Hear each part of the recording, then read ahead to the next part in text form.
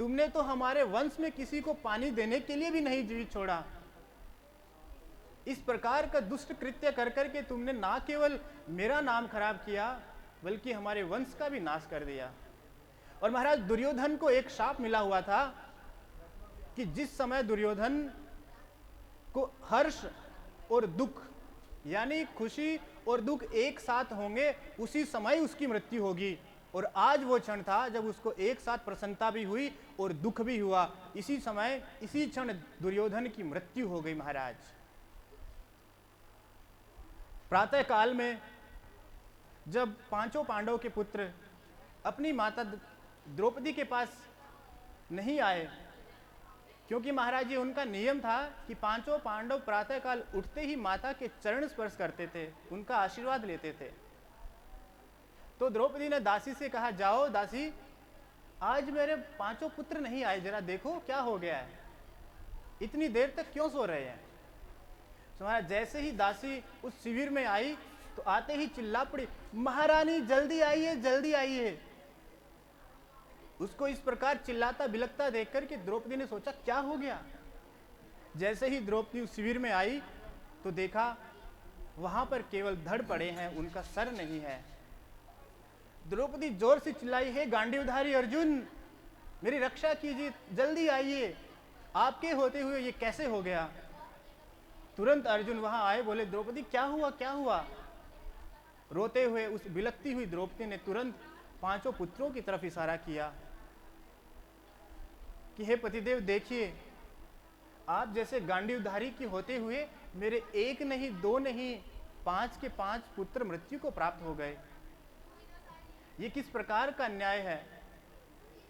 दुर्योधन ने अर्जुन ने तुरंत ये प्रण लिया कि द्रौपदी तुम चिंता मत करो, जिस भी हत्यारे ने यह कृत्य किया है, यह पाप किया है, उसका सर मैं तुम्हारे चरणों में रख दूंगा। महाराज अर्जुन ने अपना रथ निकाला और भगवान श्री कृष्ण सारथी के रूप में विराजमान हुए और वहां से चल दिए। उन्होंने अपने सैनिकों से पूछा, क्या रात्रि में तुमने किसी को शिविर में आते हुए देखा। तो सैनिकों ने कहा, द्रोणाचार्य के पुत्र अश्वत्थामा रात्रि को आए थे, लेकिन हमने जाते हुए नहीं देखा। अर्जुन समझ गए कि जरूर अश्वत्थामा ने किया है। उन्होंने अश्वत्थामा का पीछा करना प्रारंभ किया महाराज। और जैसे ही अश्वत्थामा ने देखा कि भगवान श्री कृष्ण और अर्जुन उनका पीछा कर रहे हैं, उनको मारने के लिए आ रहे हैं, उन्होंने महाराज अर्जुन पर ब्रह्मास्त्र चला दिया।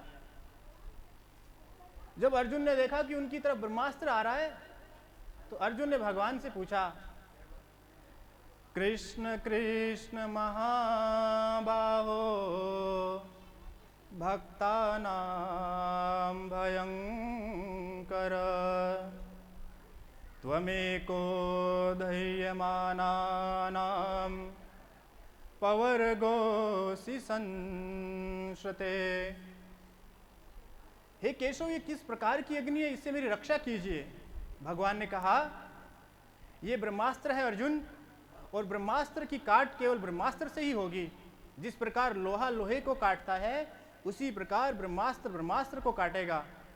तुम दूसरा ब्रह्मास्त्र चलाओ और इस ब्रह्मास्त्र को निरस्त कर दो। महाराज अर्जुन ने ब्रह्मास्त्र छोड़ा और उस ब्रह्मास्त्र को निरस्त कर दिया और जाकर के उस ब्राह्मण पुत्र गुरु पुत्र अश्वत्थामा को पकड़ करके बांध करके लेकर के आ गए और ला करके द्रौपदी के चरणों में रख दिया और अपनी तलवार निकालकर क्रोधित होकर बोले, द्रौपदी यही है वो हत्यारा जिसने हमारे पुत्रों को मारा है, अभी इसका शीश काट देता हूं। महाराज वो स्त्री, वो भारतीय नारी देखिए जो कुछ देर पहले अपने बच्चों के लिए रुदन कर रही थी, अपने बच्चों के लिए रो रही थी। आज जब उसने देखा कि एक ब्राह्मण का पतन हो रहा है, एक गुरु पुत्र का पतन हो रहा है, उसने तुरंत अर्जुन से कहा, महाराज मैं एक माँ का कष्ट जानती हूं कि किस प्रकार एक माँ जब अपने बच्चे को खो देती है तो उसको कितना कष्ट होता है। अगर अश्वत्थामा को मारने से हमारे पांचों पुत्र जीवित हो जाएं तो आप इसका वध कर दीजिए। अर्जुन ने कहा, ठीक है जैसी तुम्हारी इच्छा। लेकिन महाराज भीम नहीं माने। भीम ने कहा, नहीं, मैं इसको नहीं छोड़ सकता, मैं इसको मारकर ही रहूंगा। तब युधिष्ठिर महाराज ने कहा, हे श्री कृष्ण, आप इसका कुछ उपाय बताइए कि क्या किया जाए।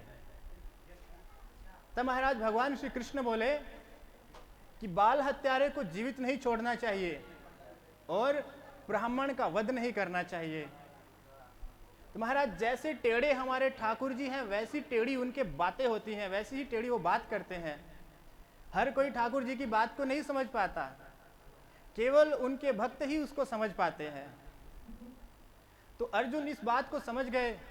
उन्होंने तुरंत अपनी तलवार निकाली, अश्वत्थामा के माथे की मणि को निकाल दिया, उसके आधे सर के बालों को काट दिया और आधी मूछें काट दी, आधी दाढ़ी काट दी और अपमानित कर करके उनको भेज दिया महाराज।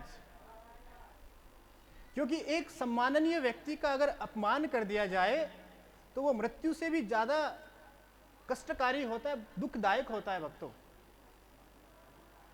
पांचों पांडवों ने अपने पांचों पुत्रों का अंतिम संस्कार किया। अर्जुन पूछ रहे थे, हे कृष्ण, ये कैसी लीला है कि आज मेरे पांचों पुत्र एक साथ मृत्यु को प्राप्त हो गए, उन्होंने कोई अपराध भी नहीं किया।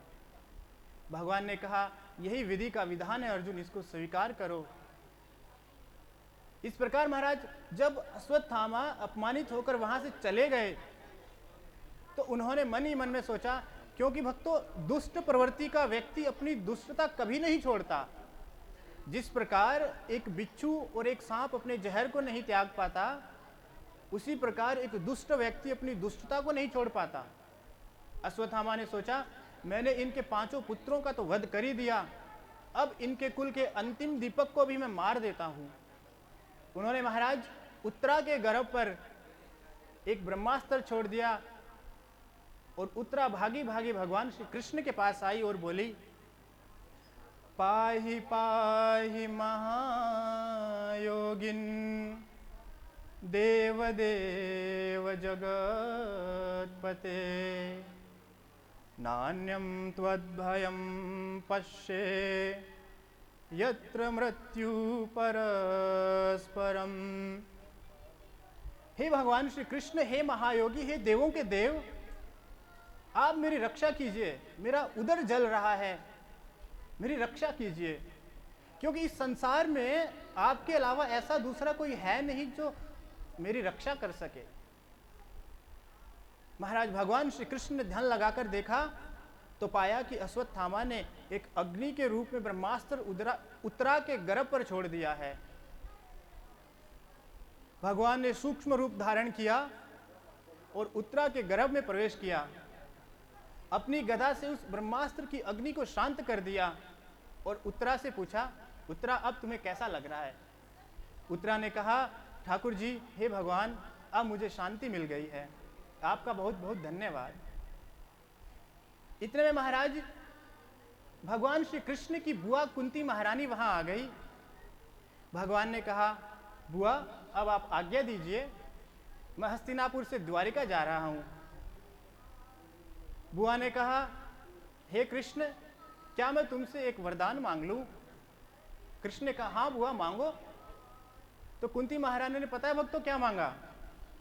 कुंती महारानी ने मांगा, विपदा सन्तु न शश्वत तत्र तत्र जगत गुरो भवतो दर्शनम यत् स्यात् पुनर्भव दर्शनम।